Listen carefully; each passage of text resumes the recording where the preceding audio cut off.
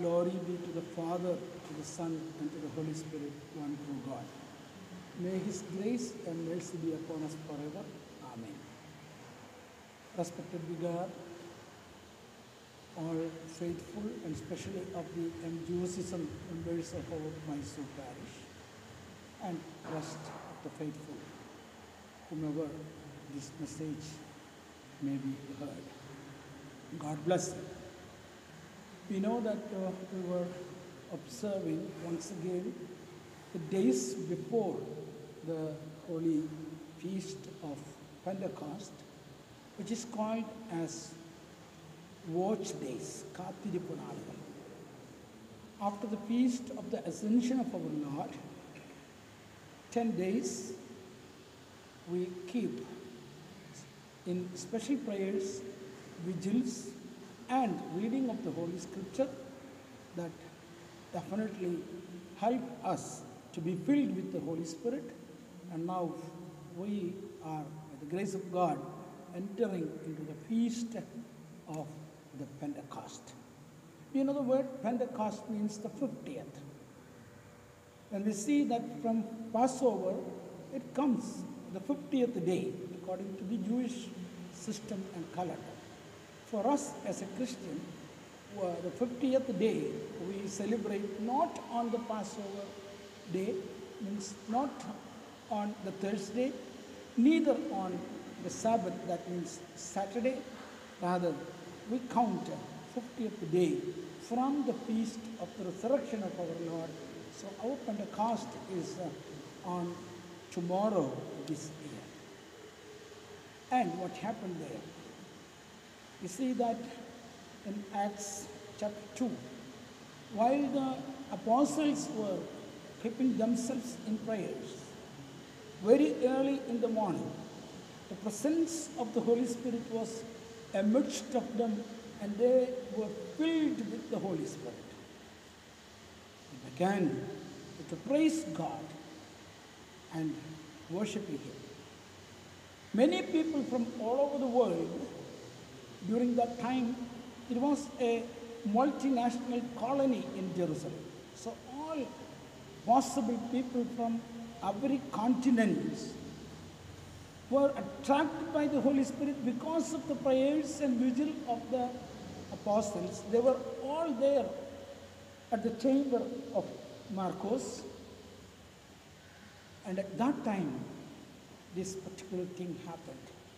It's called the baptism of the Holy Church.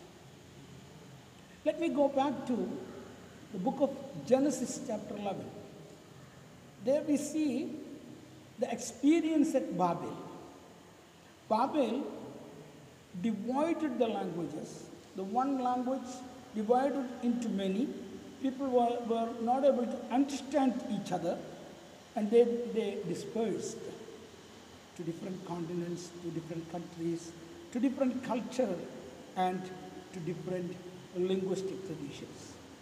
But here, as a contrary of that Babel experience, at Pentecost, at Jerusalem, all different nations, all different faith groups, all different linguistic groups, they all come, unite, and they understand what Peter spoke to them and how it was possible by the blessing of the Holy Spirit, through the gift of the Holy Spirit, which is glossolalia. Glossolalia, the gift of tongues, means that, it doesn't mean that something we speak in something and people understand whatever they want. No, rather, glossolalia means when I speak in my language, through the power of the Holy Spirit, in love, every other linguistic background, people from other background, they understand it in Holy Spirit. Nowadays, sometimes when we say that Marubhasha, which means no one understands nothing. Marubhasha means when I speak in my tongue, but filled in Holy Spirit, the others are understanding it in their own language. They understand it. and they believe in Christ. That is the real meaning of the gift of speaking in tongues. Dearly beloved, I wish you all a blessed feast of Pentecost. When we are sprinkled with waters, let us remember once again the baptism that we received, the conviction that we have in Jesus Christ. And what is his last commandment? He says that, go to the end of the world, preach my gospel. Those who believe, you add them to the Holy Church. So, from the time the Feast of Pentecost, we call the next period, we start coming to the next period, the fifth season of the Holy Liturgy. There, the theme is the work of the Holy Apostles, the acts of the Apostles, that through the spread of the Holy Gospel, that through the spread of the Holy Church, and of course, the witness, the martyrdom, the death, it goes like that, the creed of the Holy Apostles. So, may the intercession of Mother Mary, may the intercession of all our apostles be with us, that through we become more and more close to Jesus Christ, become his children, and become his witnesses in Holy Spirit. May God bless you. In the name of the Father, Son, and Holy Spirit. Amen.